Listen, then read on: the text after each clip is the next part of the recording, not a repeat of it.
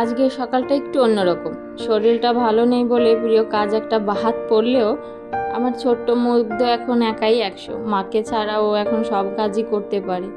আর এইদিকে এত গরমে হঠাৎ আমার বর এক জুড়ি ডিম নিয়ে হাজির হলো। আর সাথে আজকে এমন একটা সারপ্রাইজ আছে যা দেখে দুপুরে আজ শিলনোড়ায় মশলা বাটতেই হলো। আর সব কিছুর মাঝে তো আমাদের পুটুরানি রয়েছেই। এই সব নিয়েই থাকছে আজকের ভিডিওটা।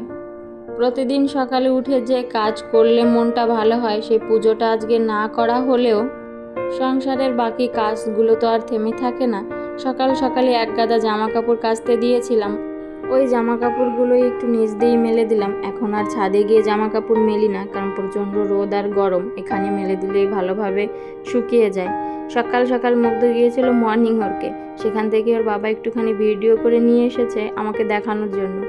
মুগ্ধর এখন প্রতিদিনের রুটিন হচ্ছে সকালবেলায় ঘুম থেকে উঠে মর্নিং ওয়ার্কে যাওয়া, আর এটাতেও বেশ পছন্দ করে, তাই ওকে সকাল সকাল ওর বাবা প্রতিদিনই নিয়ে যায়। সেখান থেকে ফিরে এসেই তার একটাই আবদার, মা আমি আম খাবো। তখন আমি রুটি মাখাচ্ছিলাম বলে বললাম, বাবা একটু দাঁড়া আমি দিচ্ছি। ওর আর দেরি মানছিল না, সেই জন্য নিজেই বেসিন থেকে আম ধুয়ে এইভাবে কেটে খাচ্ছে। বললাম দে আমাকে, আমি ভালো করে কেটে দেই। বলছে না তুমি কাজ করো, আমি করছি। একটুখানি অভিমানী সুর আর অনেকখানি কিন্তু দায়িত্ববানের মতো শাসন করে বেশ মজা করেই আমটা খাচ্ছে। আসলে এখন তো আমের মরশুম, আর 1 মাস পরেই তো হাতড়েও আম পাওয়া যাবে না, যদিও ভেতরের আটিটাও এখনো পুষ্টি হয়নি, কারবার দিয়ে পাকানো, তাই বেশি আনি না। কিন্তু ওই এত ভালোবাসে যে না এনে উপায় নেই। আজকে সকালে একটুখানি রুটি বানাচ্ছি। রুটি বানানোর একটাই কারণ জানো, কালকের বেশ কিছুটা সবজি বেঁচে গেছে। আজকাল বাচ্চারাও দেখি বেশ ভালো রুটি খেতে ভালোবাসে। জানো তো, এবার আমরা বাজার থেকে কেনা আটাটা বাদ দিয়েছি, একদম গোটা গম কিনে ভাঙিয়ে এনেছি। একটুখানি খাটনি ঠিকই, তবু অন্তত ভেজাল মুক্ত ন্যাচারাল জিনিস তো বাচ্চাদের দেওয়া যায়। ভাঙানোর পরে একটুখানি টেলে নিলে দেখি বেশ আটাটা নরমও হয়। আর আমার একটা চিন্তা ছিল ফুলবে কিনা, দেখছি প্রত্যেকটা রুটি বেশ ভালোভাবেই ফোলে। আর অনেকক্ষণ ধরে জানো তো রুটিটা বেশ নরমও থাকে। এই দেখে আমি রুটি ভাজতে ভাজতে বর এক জুড়ি ডিম এনেছে, আর এই ডিমগুলো সব জানো তো হাঁসের ডিম। একটু দূর থেকে আনা হয়েছে, তাই জার্নিতে জানো তো 2টো ডিম ফেটে গিয়েছে, তাই ওই 2টো ডিমই ঝটপট করে ভেজে নিয়েছি। সকালে রান্না না করেও বরের থালাটা কিন্তু বেশ সুন্দর করে সাজিয়ে দিয়েছি। একসঙ্গে এতগুলো হাঁসের ডিম কেন আনলো সেটা তোমাদেরকে পরে বলছি। চলো এবার সবাই মিলে আগে সকালের খাবারটা খাই, কারণ সকলের প্রচণ্ড খিদে পেয়ে গেছে, বিশেষ করে বাচ্চাদের। আর আজকাল জানো তো একটা কাজ আমি দেখছি ভালোই করছে, মুগ্ধর স্কুল বন্ধ হওয়ার পর থেকে না সকালবেলায় ঘরেই খাবার দাবার বানাচ্ছি আর সবাই মিলে একসঙ্গে বসে খাচ্ছি। বিশেষ করে আমার খাবারটা তো সকালবেলা প্রায় হয় না, কিন্তু এখন সবাই মিলেই বসে খাওয়ার মজাটাও একটু হয়, আর দেখছি এতে শরীরটাও বেশ ঠিকঠাকই থাকছে। কারণ প্রচণ্ড গরম তো, সকালের দিকে না খেলে প্রচণ্ড দুর্বল হয়ে পড়ি দুপুর অবধি। এবার বলি, আমাদের দুজনের সংসারে এতগুলো ডিম একসঙ্গে আনার কি কারণ। আসলে আমাদের এখান থেকে একটু দূরের শহরটাতে গ্রাম থেকে আসে পাইকারি ডিম বিক্রি করতে। এখানে লোকাল মার্কেটে তো আর সচরাচর সবসময় হাঁসের ডিম পাওয়া যায় না, তাই বর সেখান থেকেই একবারে বেশি করে কিনে নিয়ে আসে। আর সুবিধা হলো, বর ওদেরকে জানো তো একটা হাঁস এনে দিতে বলেছিল, কারণ যারা পাইকারি দামে হাঁসের ডিমগুলো বিক্রি করতে আসে তারাই হাঁস পালে। আর ভাগ্যবশত ওরা একটা হাঁস আজকে এনেও দিয়েছে, তাই আজকে আমাদের দুপুরে জমিয়ে হাঁসের মাংস রান্না হবে। বাচ্চাদের জন্য অবশ্য অন্য একটা কিছু করে দেব, কারণ ওদেরকে আর হাঁসের মাংসটা দেব না। অনেকেই হাঁসের মাংসটা খায় না, তবে আমার জানো তো পার্সোনালি হাঁসের মাংসটা বেশ পছন্দের। আর হাঁসের মাংস মানেই তো একটু কড়া করে বেশি করে ঝাল দিয়ে শিলনোড়ায় বাটা মশলা ভালোভাবে কষিয়ে রান্না করা। কি হলো, তুলেছ? ওরে আমার লক্ষ্মী রে, সাবধানে, গরম রোদ,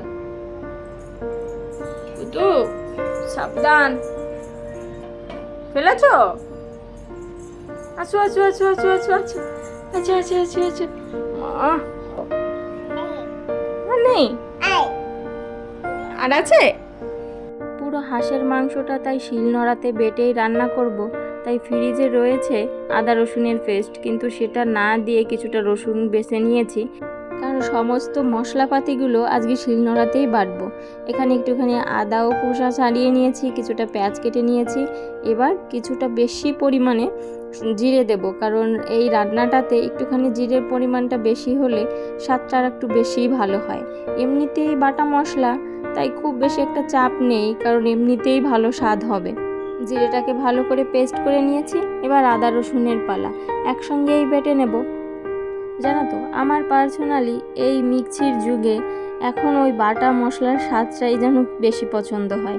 কারণ যতই আমরা মিক্সিং গ্রাইন্ডে খুব পেস্ট করে সব জিনিস বেটে তারপরে সহজে রান্না করি, কিন্তু এই যে শিলনোড়ায় বাটা মশলার যে রান্নার একটা গন্ধ ছড়ায়, এটাতেই অনেকটা খাওয়ার তৃপ্তি হয়ে যায়। কিন্তু যদিও আমাদের এই ব্যস্তময় জীবনে সব সময় হয়ে ওঠে না, বিশেষ করে আমার বাচ্চার সামলে এভাবে শিলনোড়ায় বাটা, কিন্তু মাঝে মাঝে আমি চেষ্টা করি, বিশেষ করে এই বিশেষ দিনগুলোতে, যেমন অনেক দিন পরে আজকে হাঁসের মাংস রান্না করছি, তাই ওই একটুখানি কষ্ট হলেও, সময়ের অভাব হলেও আমি একটুখানি সময় বের করে সব মশলাগুলো শিলনোড়ায় বাটলাম। কারণ শিলনোড়ায় বাটার মশলার যে রান্নার একটা টেস্ট, আর এই মানে বাটার সময় যে একটা কনফিডেন্স আসে না নিজের মধ্যেই, সেটা ওই মিক্সিং গ্রাইন্ডে যতই ভালো পেস্ট হোক না কেন, কোনোভাবেই সেরকম কনফিডেন্স আসে না। যাই হোক, মশলাগুলো বাটতে বাটতে আমি কিছুটা আলু ভেজে নিয়েছি, আর ওই তেলের মধ্যেই আমি পেঁয়াজ বাটাটা আর জিরে, লঙ্কা, আদা রসুন যে সমস্ত পেস্টগুলো পাটায় বেটেছিলাম তার অর্ধেকটা তেলে ছেড়ে ভাজতে দিয়েছি, আর অর্ধেকটা জানো তো হাঁসের মাংসর গায়ে আমি বেশ খানিকটা সর্ষের তেল আর পরিমাণ মতো হলুদ লবণ দিয়ে মাখিয়ে রেখেছিলাম। আর ওই মশলাটা কষা অবধি একটুখানি রেস্টও পেয়েছে মাংসটা। এবার মশলাটা থেকে যখন তেলটা ছেড়ে দিয়েছে, তখনই আমি হাঁসের মাংসটা দিয়ে এবার আস্তে আস্তে কষানোর পালা। কোনো রকম জল ব্যবহার না করেই মাংসটাকে একদম মিডিয়াম ফ্লেমে আস্তে আস্তে ঢেকে ঢেকে তারপর কষাবো। হাঁসের মাংস জানো তো, যতটা ঢেকে ঢেকে নর্মালে কষিয়ে রান্না করা যায়, ততই দেখি মাংসটাও বেশ নরম হয় আর খেতেও বেশ দুর্দান্ত লাগে। দেখেছো তো, আস্তে আস্তে কষাতে কষাতে কিন্তু মাংসের গা থেকে অনেকটা তেল ছেড়ে দিয়েছে, আর কালারটাও কিন্তু বেশ এসেছে। দেখেই মনে হচ্ছে মাংসটা খেতে কতটা সুস্বাদু হবে, আর খেতেও অনেকটা ভালো হয়েছিল। পরে আর আমার ভিডিও নেওয়া হয়নি, কারণ বাচ্চাদের খিদে পেয়ে গেছিলো, তাই ওদেরকে খাওয়ানো সামলাতে গিয়ে পরের ক্লিপটুকু নেওয়া হয়নি। তবে আজকে দুপুরের খাবারটা হয়েছে কিন্তু কবজি ডুবিয়ে, যাকে বলে। গরম পড়েছে, তাও কিন্তু পরিমাণে আজকে বেশি খাওয়া হয়েছে। যাই হোক, বাচ্চারা ঘুমোচ্ছিল দুপুরে, আর সকালবেলায় যে জামা কাপড়গুলো আমি মেরেছিলাম সেগুলো একটুখানি ভাঁজ করে ঘরে নিয়ে যাচ্ছি। ঘরে নিয়ে বসে ভাঁজ করতে এখন আর মন চায় না, কারণ প্রচণ্ড গরম, তাই আমি এইভাবেই দড়ি থেকেই মানে ভাঁজ করে তারপরে ঘরে নিয়ে রাখি। এতে দেখি সময়টাও অনেকটা কম লাগে। বিকেলবেলাতে আমার বাচ্চাদের আমি ওই 6টা 6:30টার মধ্যে জানো তো সন্ধে মানে হতে হতে খাইয়ে দিই, তো সেটাই করছিলাম। আর রাতের বেলায় ওর বাবা বলছিল হাঁসের মাংস দিয়ে সাঁচের পিঠে খাবে, তাই কিছুটা আতপ চাল ভিজিয়ে রেখেছিলাম, সেটাই এখন ছেলেকে নিয়ে ভালো করে গুলিয়ে নিচ্ছি। এবার দেখা যাক পিঠাটা কেমন হয়, কারণ সাজ পিঠাটা জানো তো লটারির মতো, কখন ভালো হবে কখন খারাপ হবে মানে সেটা একদম কপালের উপর নির্ভর করে। আর আমি পুরো পিঠাটাই বানাবো হচ্ছে গ্যাসে, আর গ্যাসে হওয়ার চান্সটা একটু কমই থাকে, কারণ ওটা এক পাশে একটু আঁচটা বেশি লাগে কম লাগে। আর সব থেকে খারাপ কাণ্ড হচ্ছে কি জানো তো, আমার শাস্ত্রা কিছুদিন আগে আমার বর দিয়েছে ভেঙে, ওই জন্য আর একটু ভয় পাচ্ছিলাম যে তাপ লাগলে যদি আরও ফেটে যায়। বিশেষ করে সাজ পিঠাগুলো তো মাটির চুলায় বানানো হয়, আর এগুলো বানালে বেশি ভালো হয়, কারণ একটু ছড়ানো আঁচ হলে পিঠাগুলো বেশ ভালো ফোলে, আরও ভালো জালিদার হয়। তবে গ্যাসে জানো তো মোটামুটি খারাপ হয় না, ওই চলে যায় আর কি, কারণ ওই যে আমাদের হাতে তো আর ওই অপশান নেই, তাই যতটুকু পাচ্ছি এতটুকু আমাদের জন্য এনাফ। দেখা যাক আজকের পিঠেগুলো আমার কেমন হয়। প্রথম খোলা তো বেশ দেখলাম মোটামুটিই হচ্ছে, এবার দ্বিতীয় খোলার অপেক্ষা করতে হবে, কারণ প্রথম খোলাটা দেখবে এমনিতেই খুব বেশি একটা ভালো হয় না, লাকিলি 2-1বার হয়ে যায় আর কি। গোলাটা একটুখানি গোলানো আমার কাছে ঠিকঠাকই মনে হচ্ছে, তবুও আর একবার দিয়ে দেখি, যদি দেখি এরকমই হচ্ছে তাহলে আর একটু পাতলা করব।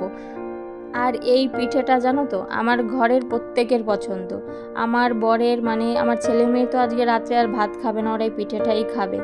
তবে পিঠেগুলো জানো তো বেশ মানে মোটামুটি হয়েছে, একদম খারাপও না ভালোও না, বেশ ভালো ফুলেছে, জালিদার হয়েছে। এবার দ্বিতীয় কুলোটা দেখলাম ওর থেকে আরও বেশি ভালো হচ্ছে, বেশ ভালো জালিদার হয়েছে এবং ভালো ফুলেছেও। চলো এবার তাহলে পিঠাটা তুলি আর বাকি পিঠাগুলো বানাতে থাকি।